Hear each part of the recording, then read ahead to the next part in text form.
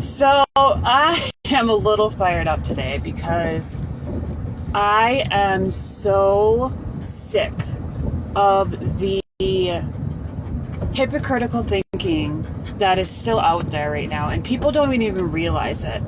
Everyone out there who is angry about the election and screaming about women's rights and my body, my choice, and all this stuff, who were also the same people who were for mask mandates and forcing people to get vaccinated or losing their jobs.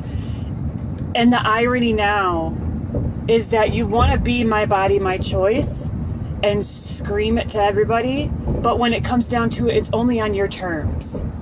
Because if you are for body autonomy, it's for always, for every single circumstance in a person's life. They should have autonomy to choose what they want in their body, on their body, and around their body. And it is not, I don't want to hear the justifications for the hypocritical thinking.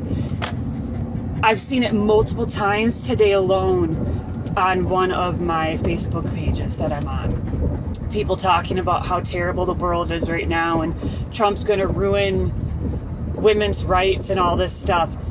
And someone mentioned, well, yeah, we had the same feelings when it came to vaccine mandates. And man, did that start a debate, because people don't even see the hypocrisy in their thinking, because they only see it their way.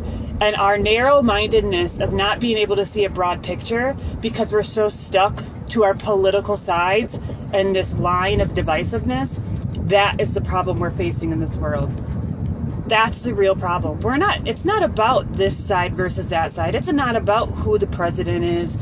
It is about being able to step back and look at the bigger picture of how we live our lives, how we embrace our own sovereignty, and how we stand with community, our family, the people around us, and what the world stage is showing us in our own shadows.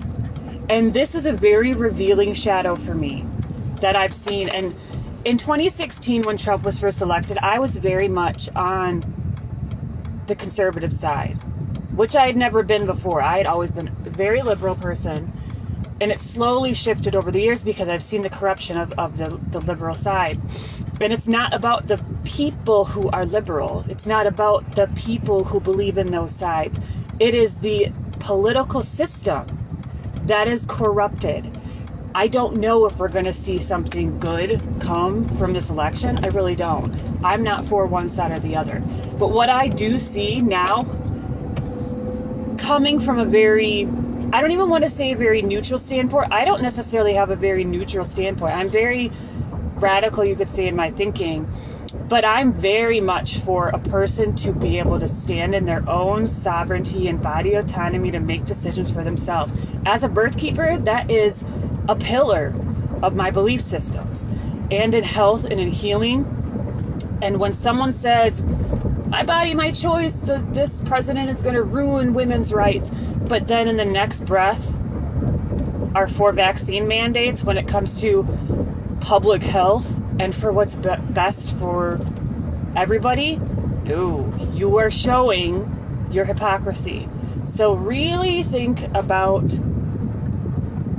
where you're coming from. Really think about where your beliefs are stemming from. And it can be revealing to our own shadows. And this is a really good opportunity for people to step back from this divisive he said, she said, my side, your side crap, and look inward, because that's what this is really about. It's an inward journey. All of it is about going back inward, reflecting, feeling, facing, embodying, and then bringing it out into our own actions in real life and seeing our own evolution, which contributes to the planetary evolution. It's not about who the president is. It's really not. But every time a new president gets elected, we see it more and more about how people freak out that it's going to ruin the world. I assure you, it's not about who the president is. And that's where our real collective work